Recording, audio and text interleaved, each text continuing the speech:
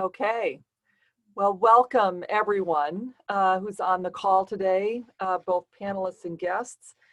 This is a public meeting of the Indiana Arts Commission Advisory Review Panel convened to review applications submitted for the Regional Initiative Grants for fiscal year 2021.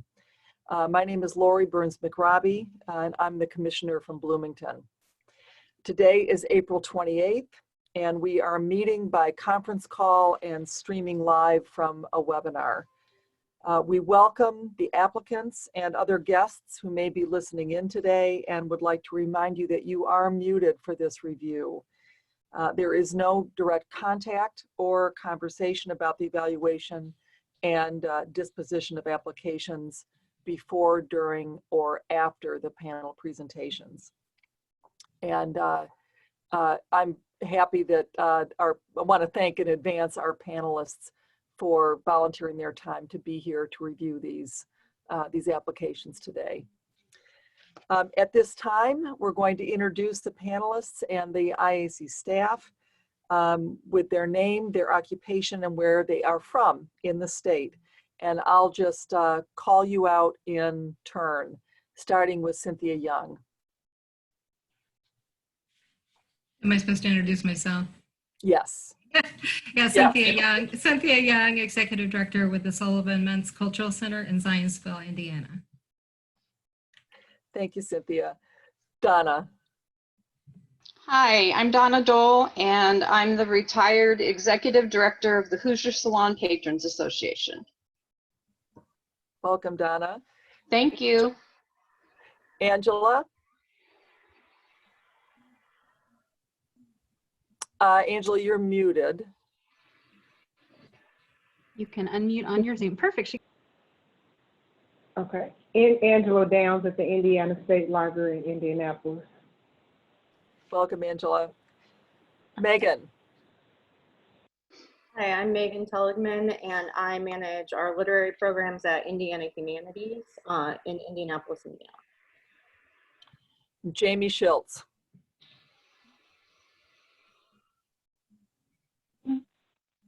Hi there, I'm Jamie Schultz. I'm the Programming and Events Coordinator for the Artcraft Theater in Franklin, Indiana.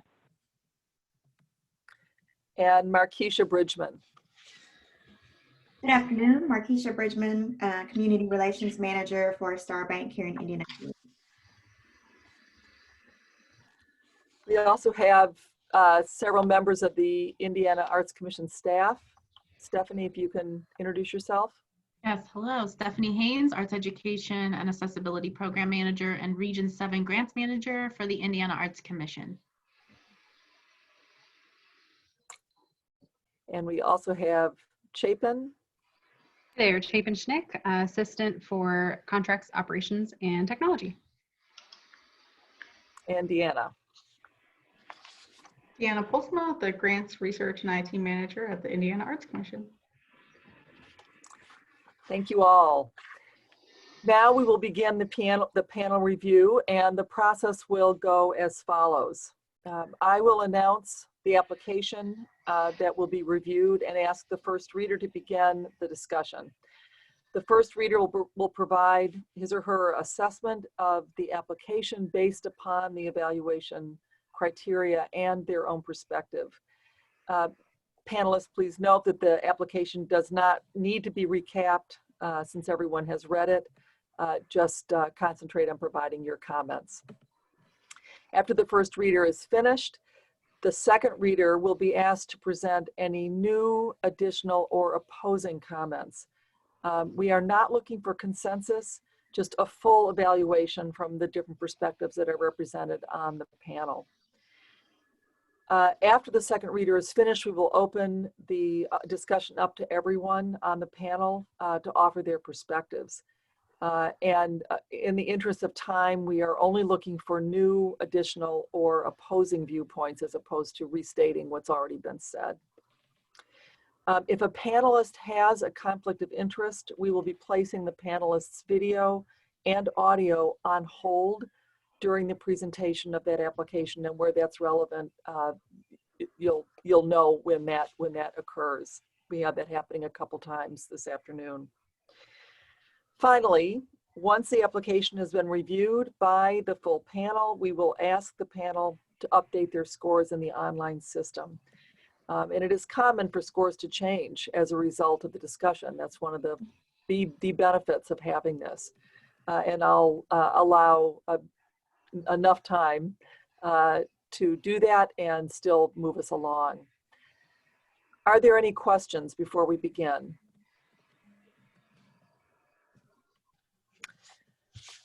No? Then we will start with the first application, which is Butler University, Butler Community Arts School. And the first reader is Cynthia Young. The first project is String Scholars, and the project description was clear and understandable.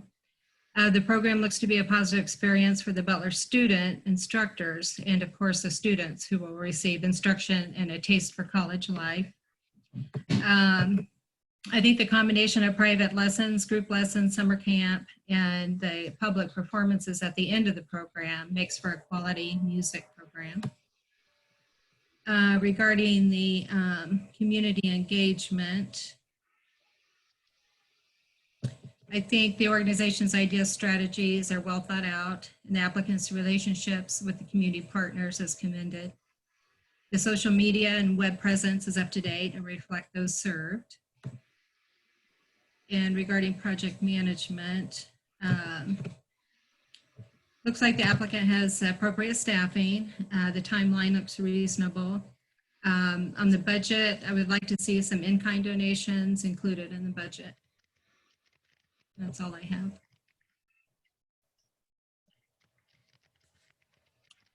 Thank you, Cynthia. Markeisha is our second reader.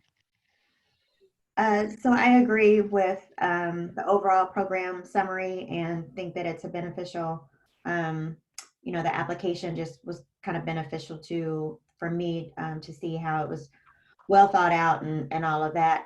One of the questions that I had when I read this is, it seems as though there's an opportunity to do some evaluation, and not just if students are first-time participants or individuals are first-time participants, but I'd love to see some evaluation of progress or impact, just to kind of show if students have participated in this for multiple years, what that impact has been.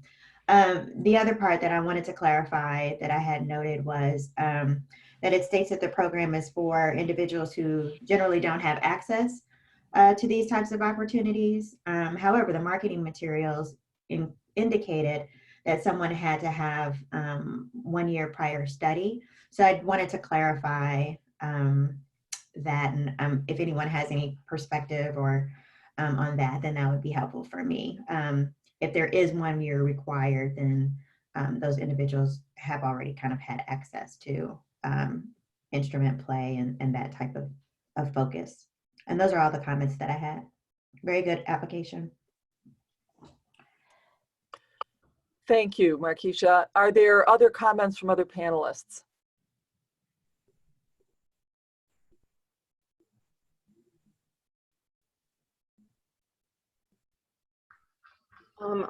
This is Megan. I'll just add that I appreciated seeing waivers and scholarship opportunities since the camp could be considered cost prohibitive for some audiences. So I was happy to see that they were attending to that in terms of being as inclusive as possible.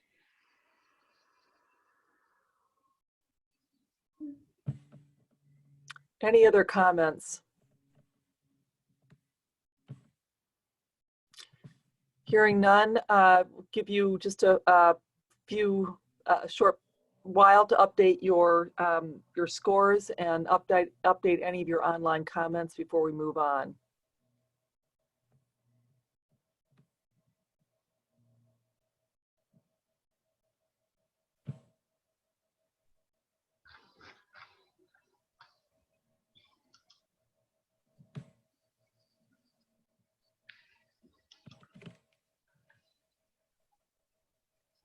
Okay, is everybody ready?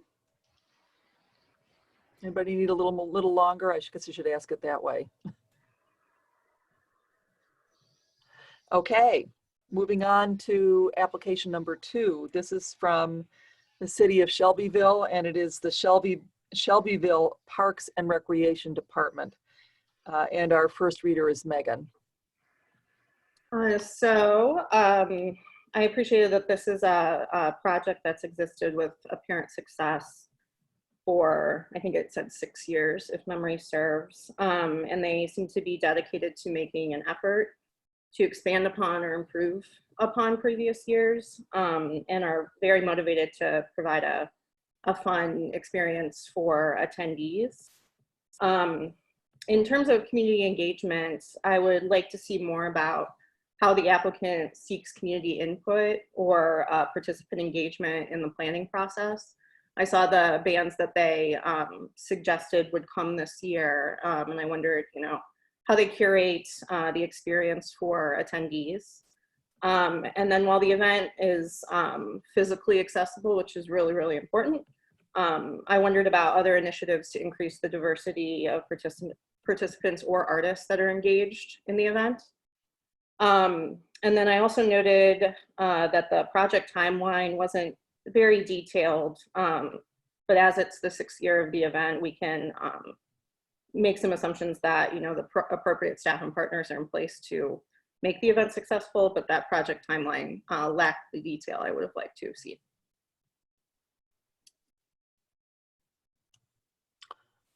Thank you, Megan. Jamie Schultz is our second reader. Okay. Yeah, I agree with a lot of what Megan said. I noted a couple of other things here. They've been doing this project, like she said, for 6 years. They didn't really respond to how they've used previous year's concerts to do planning for future concerts. And I would think after 6 years, maybe they could have had something to come out of that. Something else I noted was in terms of their tools and methods with their project impact. They mentioned that they're using social media a lot to reach out to people, but there's a lot of people that don't have social media, and it would be great to see how they're going to reach out to people that don't, maybe surveys. How are they going to reach out to those groups that are coming to see the concerts that are maybe with a group home or handicapped or disabled, maybe even a phone call out to those different group homes. So just a few more details needed on those. The other thing was with the marketing materials. Actually, it was the artistic example. It would have been nice to have maybe a video of the concert instead of just a recording of one of the performers, just to kind of see how you're engaging the audience and what's going on there.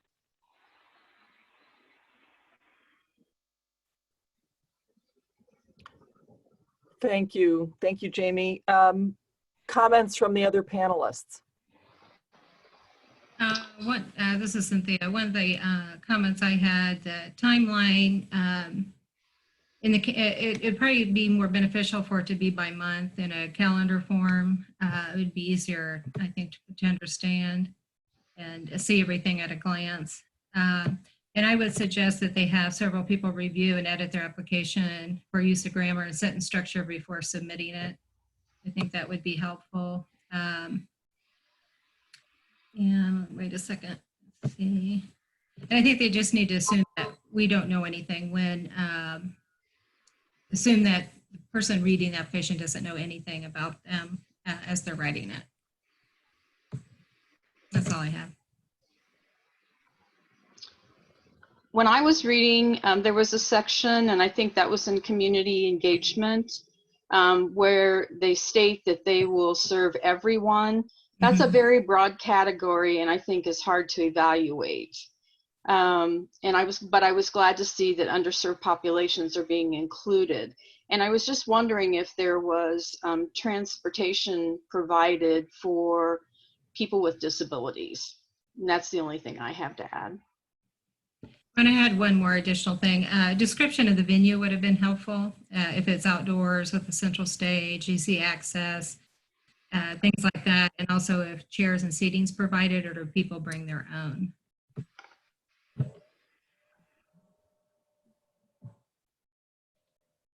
Anything else?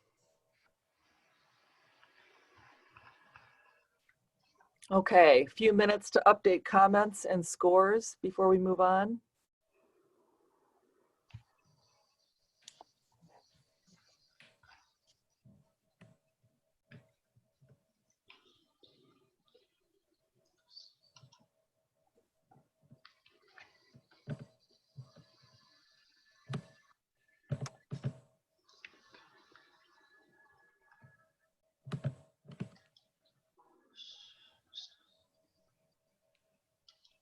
Okay, anyone need more time? Okay.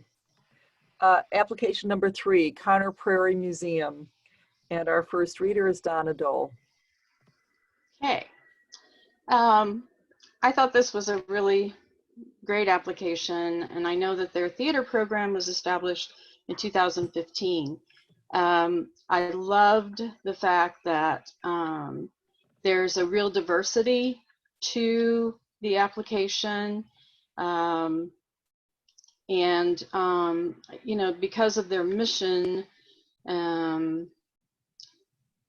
they, you know, to inspire curiosity, and I think bringing people in for the theater will help them gain more access to the, I've actually pulled the wrong part up. If you'll just forgive me for a second. I got a little,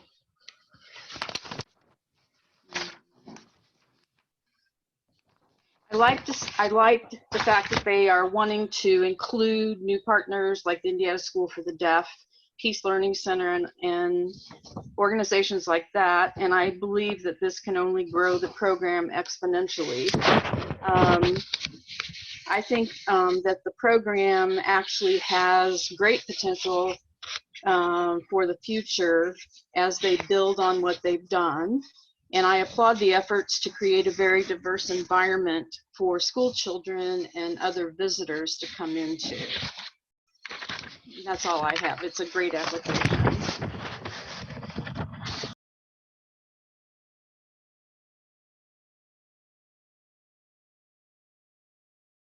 Laura, you're muted. Thank you, Donna. Our second reader is Markeisha Bridgman. So I thought it was a good application. I had some different opinions about the community engagement. I'm curious if the community engagement partners listed were those submitted by Prairie, or if that was based on input from the Ashanti's Theater. That organization has been instrumental in Indianapolis for a long time and has a very good reputation throughout Indianapolis. And I would imagine there are probably some more diverse organizations that may be able to be included in this list. So the Walker Theater seems like a good partner for this because they perform there, or other organizations in the Latino community. I would love to see more representation there. So when I look, Hamilton Southeastern is not a diverse, necessarily known to be very diverse. Butler University is, has mixed audiences. And so I don't want to pick apart each community organization, but I wonder if that input was just from Prairie standpoint, or if they really pulled some resources from some places here in Indianapolis. So other than that, I thought that application was strong. Okay, thanks, Markeisha. Other comments?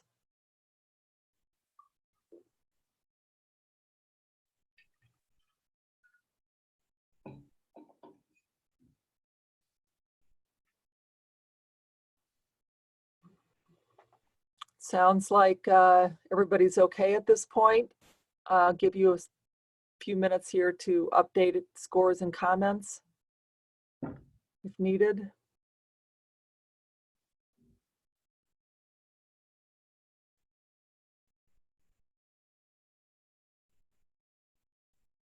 Anyone need more time for that?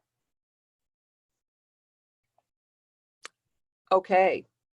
Application number 4, Fisher's Arts Council. And for this one, Markeisha Bridgman has a conflict, so she'll be exiting the room briefly for this presentation. And she's now on hold. And Angela Downs is our first reader. And you're muted, Angela.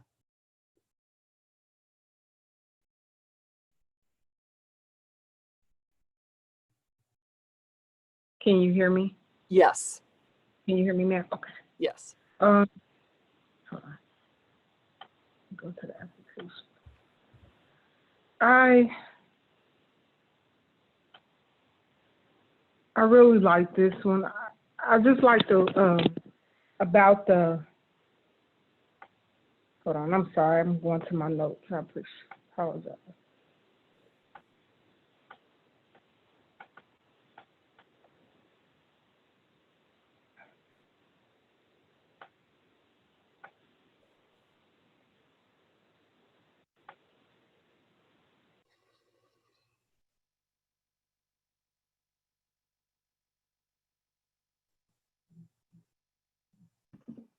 Angela, you're muted again.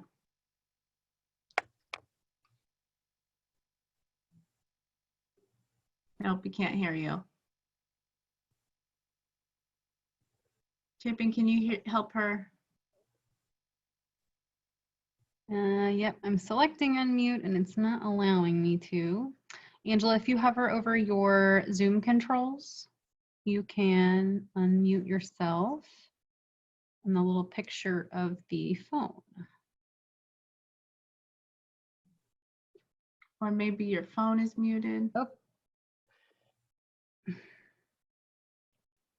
Yeah. Okay, she just turned off her video, so she's still on the call, just can no longer see her.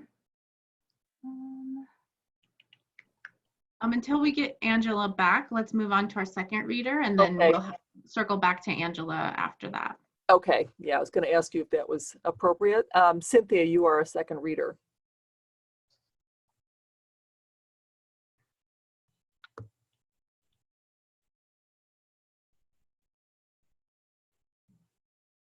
And you're also muted.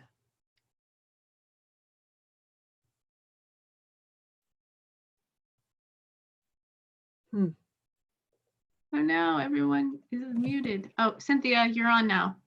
Okay, can you hear me? Yes. Yes. Trying to get Start at the beginning. Okay, I'm trying to get my grant page back. Just a second. Now I lost it. Okay, here we go. Fishers. Okay. Okay, you can hear me, right? Yes. Okay.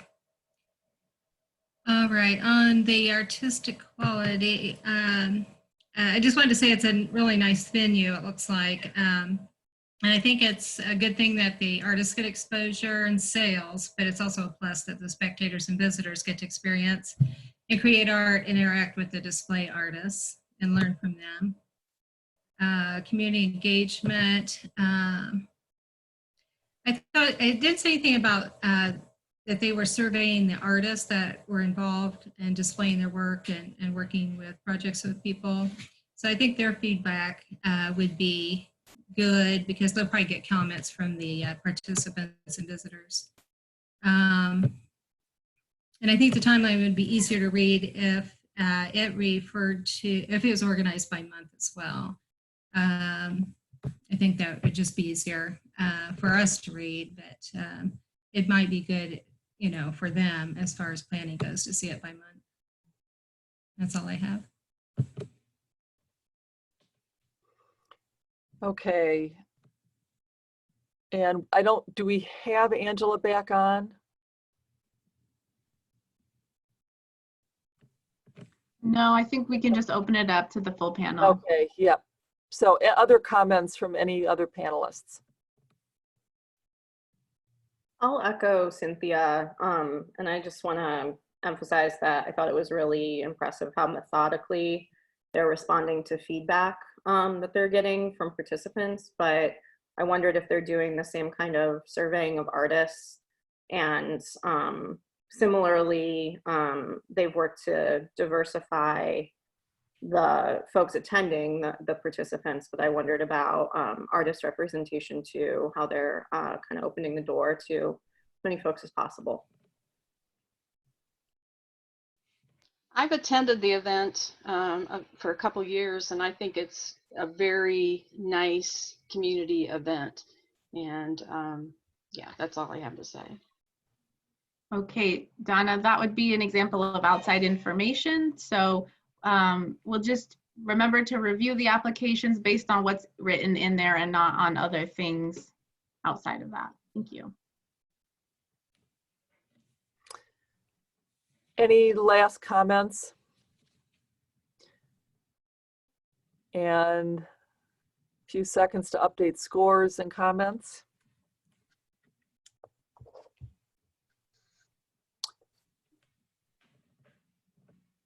And I think we need to have Markeisha rejoin us, which I'm sure Chapin will bring her back in. And we'll... She's on her way back in.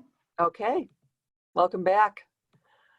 And we're ready to move on, assuming everyone's ready, to application number 5, which is Indiana State Museum Foundation. And our first reader is Donna.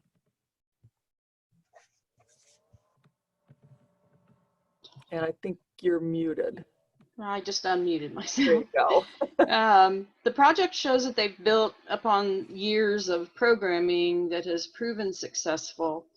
And even though they've changed their mission for that project, I think the adjustments that they're making in the project will reflect their new focus and highlights the abilities and talents of the Native American culture, and provides the students of Southwestern Indiana with a great opportunity. That's my comments for the artistic quality. And then, let's see here. No, I need, keeps flipping back to the application. Shoot.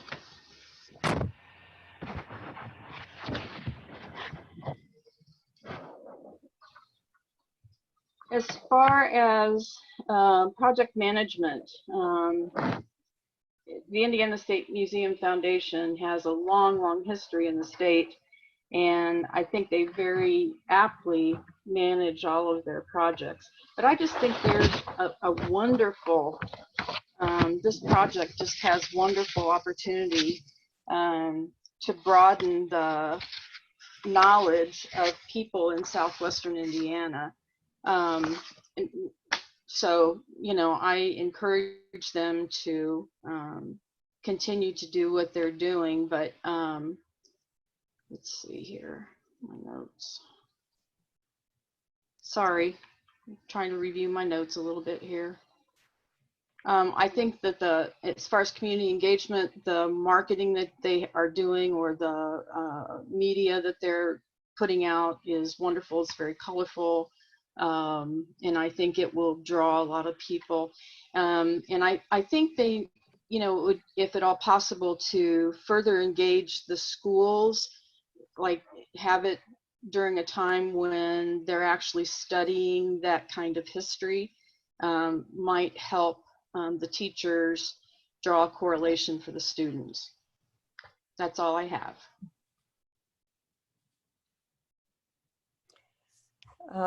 Our second reader is Megan Teligman. I have some similar comments as Donna. It looks like a long-running, well-attended program that has served students and teachers well. I appreciated the comments about how important it is to emphasize today's Native American culture, not just in the context of history, but that is a living tradition. I did wonder about artist engagement, if artists are surveyed or asked for feedback about, you know, what they get out of the event.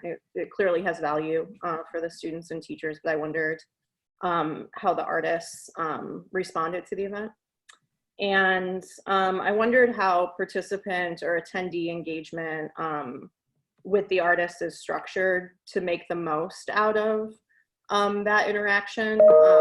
You know, so are the students, for example, able to have conversations with the artists, learn more, deepen that engagement there. I was just, I could have used some more information about the format of those interactions.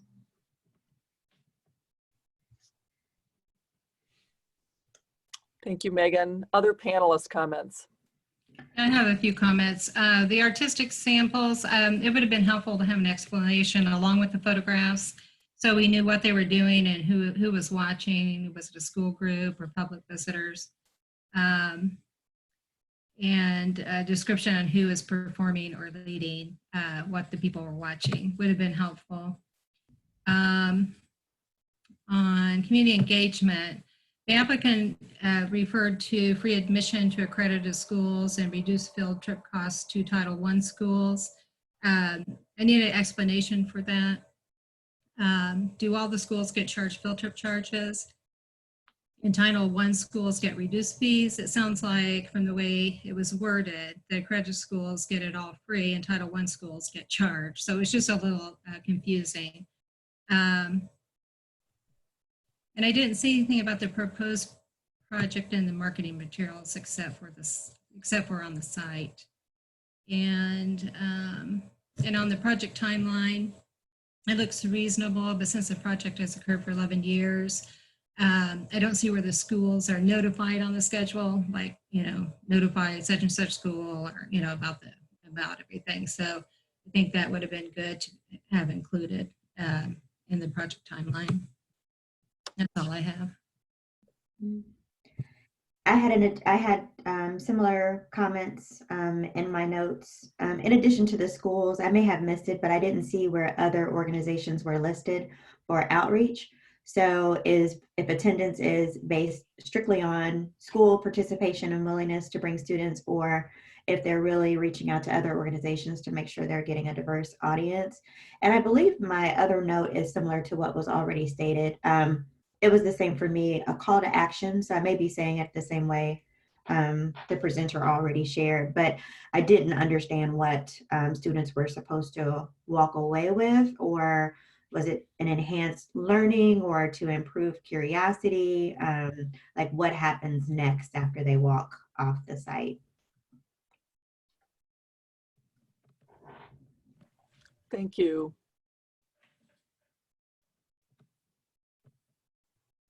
No more comments. A few seconds to update scores and comments in the online system.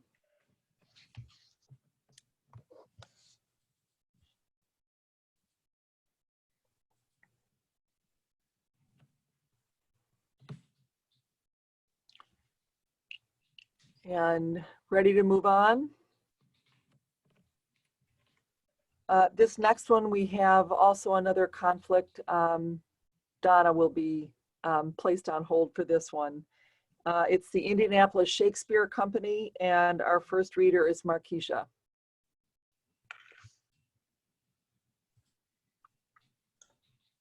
So for this one, I may have relied a little bit too much on the history, but that did impact my evaluation. I felt like the organization had been doing this work for a long time, and so they're pretty used to a flow or a system. Not that things can't be tweaked, but I did take that into consideration.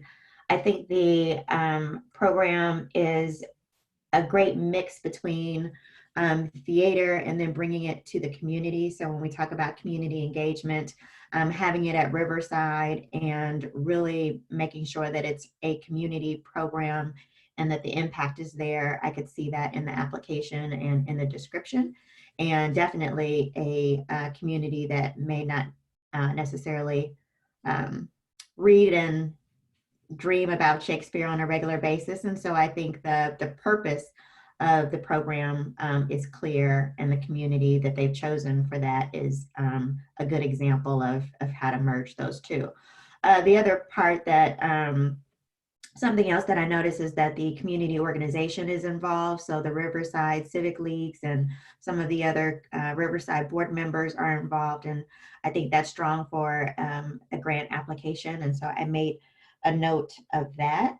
And I think those were really it. I really didn't have any concerns, because I felt like a lot of things were genuinely included in the application because they're able to carry them out. Good. Thank you. Angela, you're a second reader. I can just echo what Marquisha said. I agree with her, and I like that it's in the Indianapolis area, the Riverside area, and it's diverse, so I like that. Okay. Any other comments from the panelists? I particularly love the integration of the theme of the main stage performance with the children's camps. And I also like their sensitivity to families with children and including the local children and teaching them to become part of the performance is wonderful, I think. That's all I have. Okay.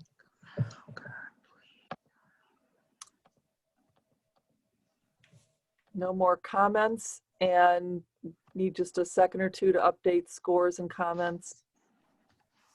Yep, Donna, rejoin us.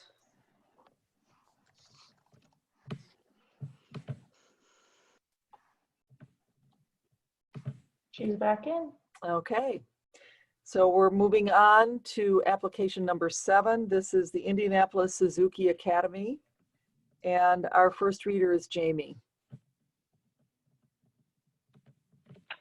Okay. I enjoyed this project. I love the fact that they are reaching out to local libraries to do free sessions for kids. What a great way to reach out to some of those kids that may not have access to that otherwise. A couple of comments on this. They've done this for 4 years, it looks like, in terms of their concert season. And they mentioned the concerts were a success, but they don't really give us any information on how they're using that for planning for the next year. So that would have been nice to have.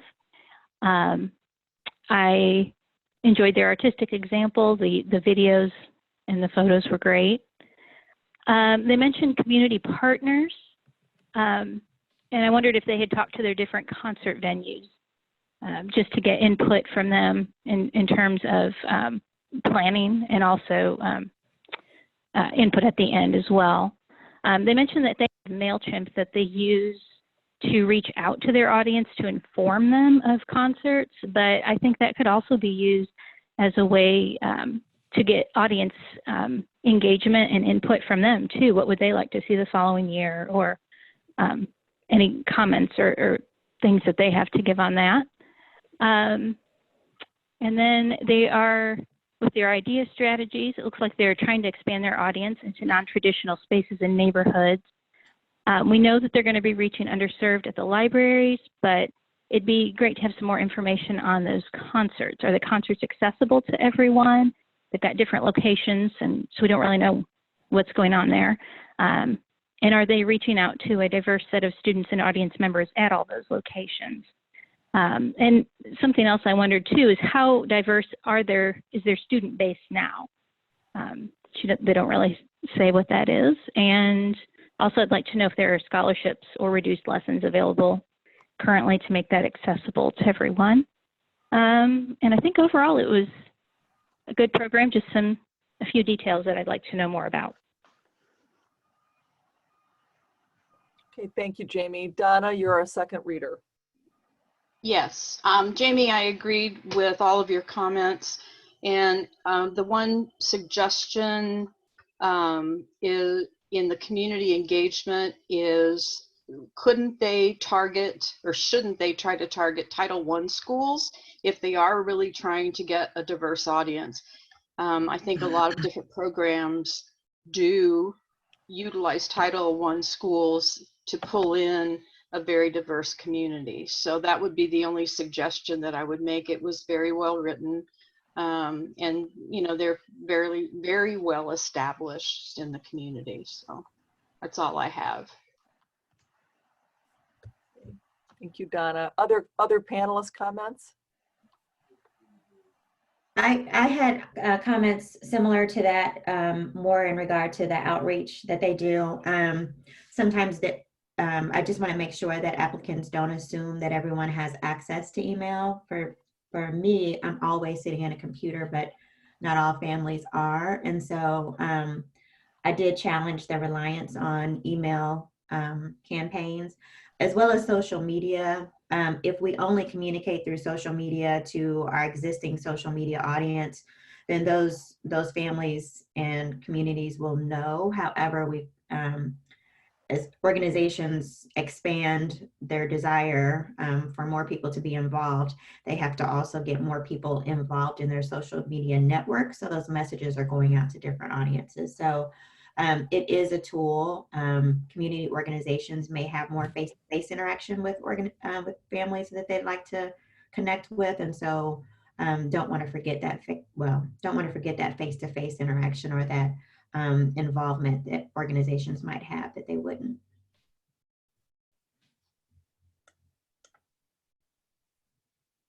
Any other comments?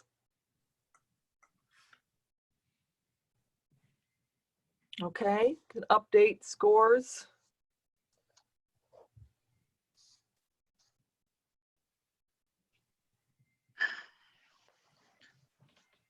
And ready to move on. We're up to application number 8. We're doing very well here, moving right through these. This is the Indianapolis Traditional Music and Dance Group. And our first reader is Cynthia. I think the applicant provided a clear picture of the project and what contra dancing is. The video helped illustrate the dance and the significance of the colors to make the calling gender-free. And I would suspect the live music also enhances the experience for the dancers, callers, and the musicians.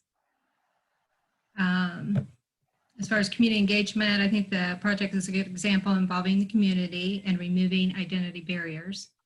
I like that you can attend alone and still participate, and that everyone learns together, experienced and inexperienced. And the staff seems experienced and passionate about the art form, and the timeline looks reasonable and well thought out. And the applicant maybe consider seeking some in-kind donations for some of their expenses. That's all I have. Okay, Jamie, you're our second reader. Okay, I'm going to echo what she just said there. A big thank you for them for defining what contra dancing was, because I had no idea, and also including that video in there. That did help quite a bit. The only thing I wanted to add is with their marketing material, their website states that they won't turn people away who need to pay a lesser admission fee. And I think that probably should have been used with their idea strategies, just for accessibility, and providing another way for lower income people to participate. And I think everything else was mentioned. Okay, any other comments from the panelists?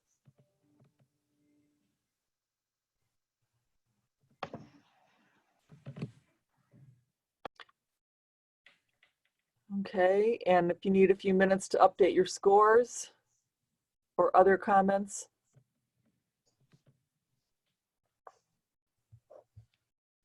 I think we're moving on to application number 9. And this one is the Indy Movement Arts Collective. And Angela is our first reader. Hopefully I won't get lost this time. I really like this because of the diverse. I wish it was just a little bit more. They had a little bit more diverse groups in there besides African American. But I really liked how they brought people in from different states to help with the different movements and the different dances that could be taught with this. And I thought everything looked really nice with the application. Everything was laid out to me. Okay, thank you, Angela. Cynthia. I think reaching out and collaborating with the IU African American Dance Ensemble is positive, not only for selecting teachers, but also engaging a larger audience for the project. I think the applicant might explore ways to engage its community through educational programming to introduce and expand their knowledge of other dance forms. Knowledge and participation inclusion helps bring people together, all kinds of people together for a common goal. And I think totally ignoring a whole group of people, the applicant's community, for instance, will only encourage what the applicant is trying to change. And under the project manager, the applicant referred to myself and I think they could have, I didn't know who was writing it, so that was a little confusing. And that's all I have. Okay. Thank you. Comments from anyone else?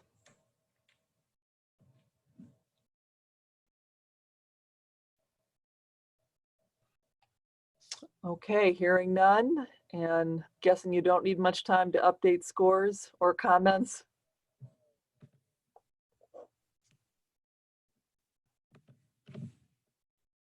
So we will move on to application number 10, and this is called Outside the Box, and Markeisha is our first reader.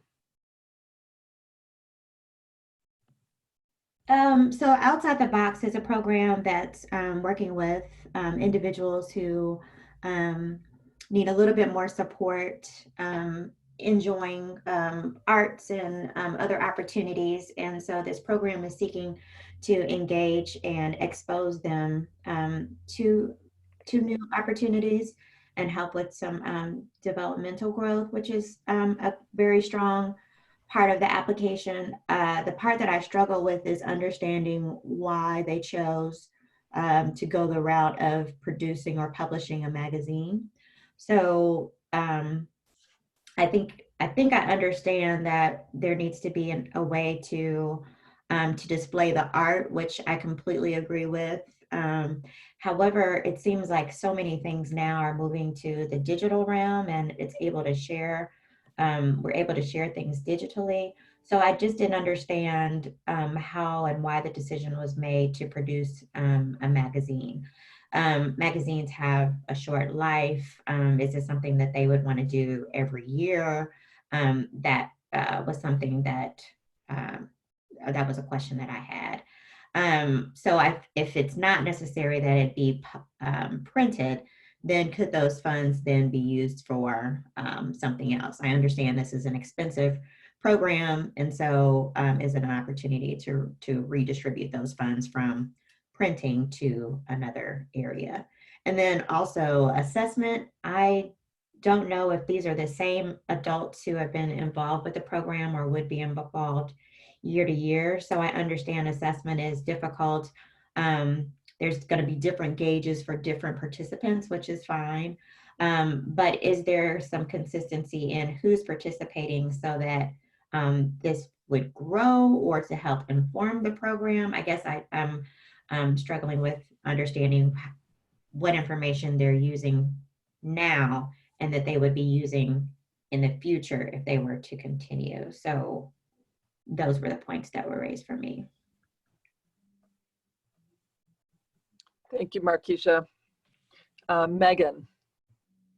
I had some similar questions, but I responded really positively to this application, mainly because I think it made a serious and concerted effort to gather feedback from participants, and then tried to take that feedback and find a way to enact it. So I think early, I was trying to find it, I think early in the application they mentioned how important it was for the participants to see that kind of object at the end, to have that kind of tangible outcome, and the artistic examples that were attached kind of echoed that, and showed some of the previous work that had come out of this. It seems like a well thought through approach, and I appreciated the time they had put in thinking through how to best work with these individuals. So I was happy with this one. Great, thank you. Comments from anyone else? I like that this project has room to grow. I think they can grow with this, and maybe that they do grow into it being digital.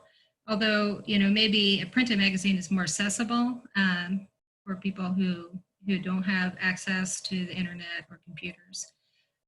So that was my comment on that, and I think it could become a permanent, ongoing project, and maybe as they grow, they'd be able to digitize it. That's all I have. Any other comments?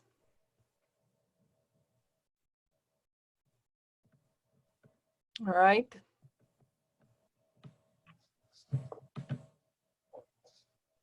Ready to move on, I suspect. We are moving on to application number 11, and this is the River West Theater Incorporated. And Megan, you are our first reader. Yeah, can you just verify the project name of this one? I think I might have something different. I just want to make sure I'm commenting on the correct application. I am seeing River West Theater Inc. and nothing else. It is also Fonseca Theater Company. I want to make sure. Yeah. Sorry, they have the different organization name and project name here. Totally fine. Just want to make sure. So I thought there were great strategies for community engagement in an underserved Indianapolis neighborhood. Typically, I like seeing specifics like info on what would be staged and things like that. But I more appreciate their commitment to receiving input from the community. So it's like they're going to hold 6 community meetings with members of the community that are not all theater professionals. So there's a lot of opportunity to figure out, you know, how to best engage diverse stakeholders from the neighborhood. All that said, the major drawback was an issue with the project budget, which only totaled $7K as opposed to the 10 in income. So there's some issues to work out there. And then the format of some of the financial documents needed to be addressed as well. So I'll leave it there for now. Angela, you're our second reader. I like that they're involved with some of the public schools that's surrounding the area on the northwest side. I thought that was a plus, so that's all I really had.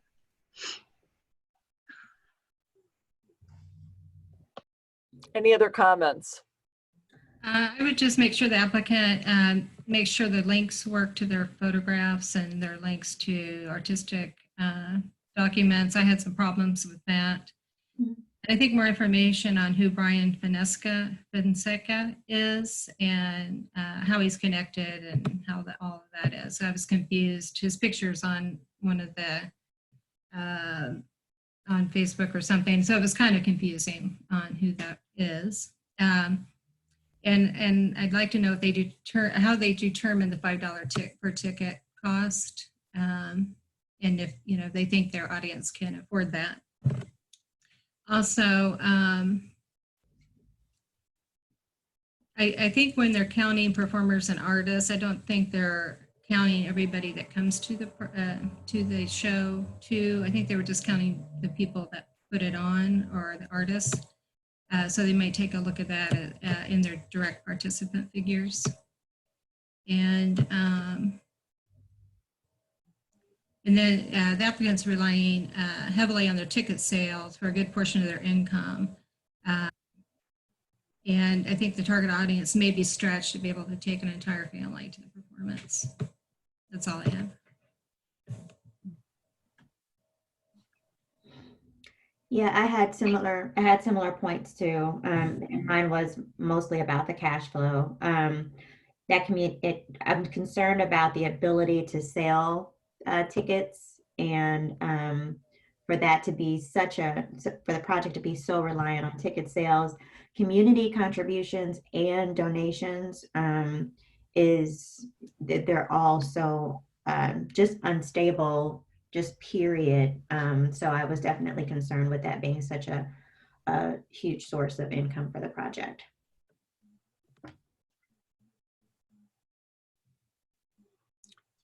Any final comments from anyone else?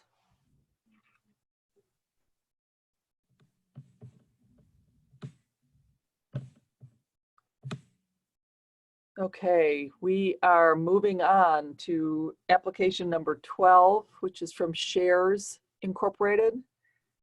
And Jamie, you are our first reader. Okay. Shares Inc. I liked this project. I liked that they actually took feedback from their first year and increased the number of participants and are adding different themes to their project.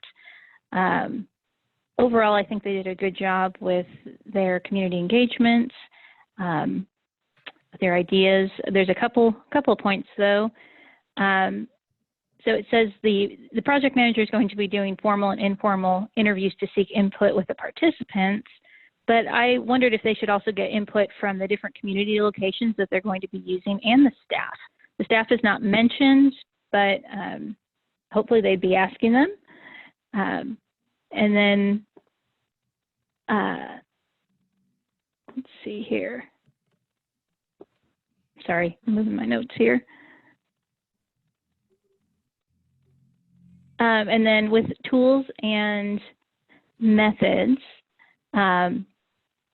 this is just a formatting issue, but they combined their answers. They combined their tools and methods answer with question number 2, and it would have been more helpful to have those separate. I did not get a clear understanding of how they were measuring their success. They're adding class sizes and class options, but more information is really needed on how they came to those conclusions. Basically, I'd like to know how you know that your class was successful. What are you basing that on? And then the marketing materials, the Facebook and website were great, but they used the same set of photos for their artistic documentation as they did for marketing materials. And it would have been nice to see something different, maybe even a video of the art class in action. That would have been helpful to see. And then on their timeline, they list all their classes, and that's great, but they're missing their planning and their impact stages. So it'd be helpful to have some more details there. But overall, I think it was okay. Okay, thank you, Jamie. Markeisha, our second reader. Great points. No, I don't have anything to add. Those were great observations. Other panelists. The only thing I would add, it left me wanting to hear the examples of feedback received from their participants. That's all I have. Yeah, I'll echo that as well. I would have loved to hear more specifics about the development of methods or activities that would help the participants make the most of the experience.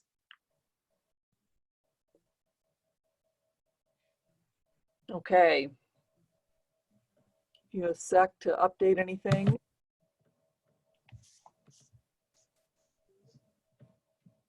And we are on application number 13, our last one, Small Change Interactive. And Cynthia, you're our first reader. Okay, 1 second.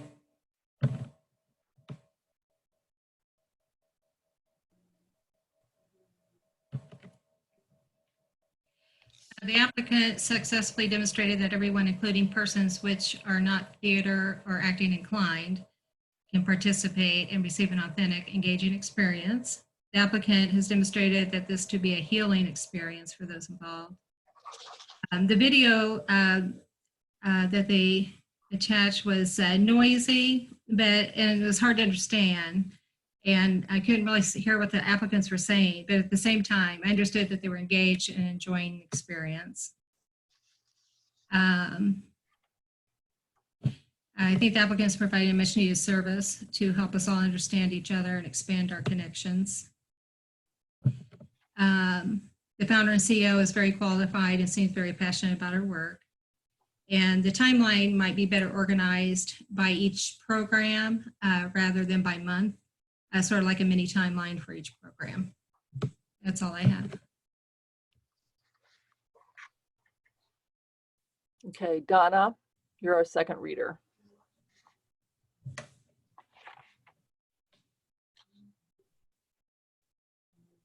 I think you're muted, Donna.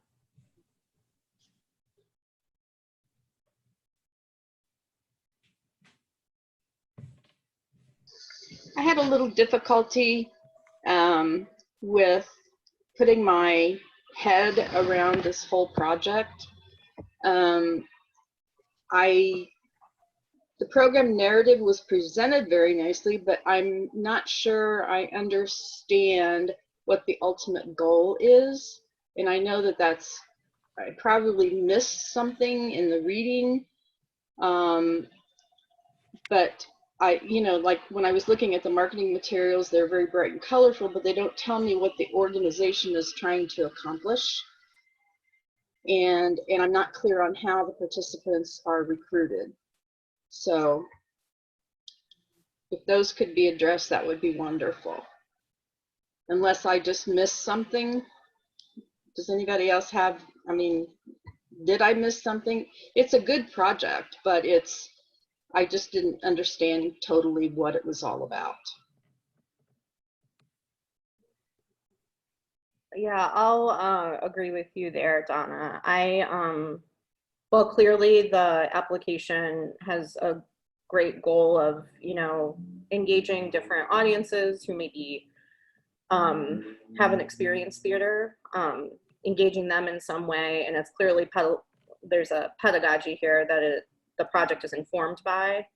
I had trouble understanding until I had the project narrative, the timeline, where these would happen. And even then I had some questions about are these events finalized? Are they definitely happening? I had a lot of questions about, well, I knew the kind of theory behind what they wanted to do. I wasn't entirely sure where and when it would be happening. So clarifying that up front in the project description, I think would have helped me a lot in wrapping my head around this project.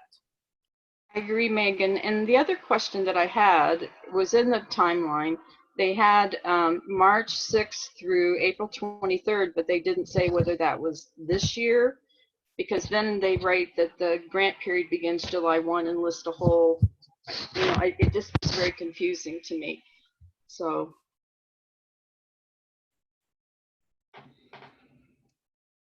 I'm going to echo that. Just the confusing part. I do not have a theater background, and so I really did not know what they were talking about. They were mentioning Theater of the Oppressed and Augusto Boyle. I don't even know who that is. So I felt like it was very confusing for a reader that doesn't know anything about acting.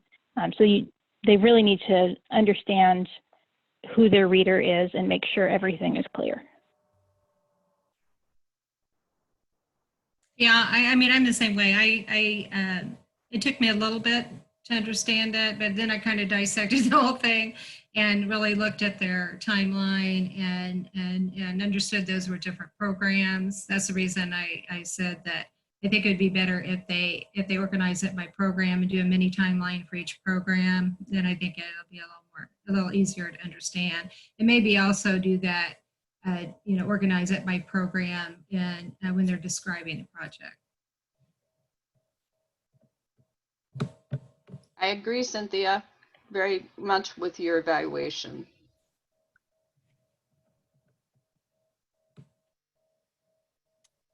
Any other comments on this one? And maybe just a minute or two to update comments and scores. It sounds like there might be some additional things people want to add, possibly.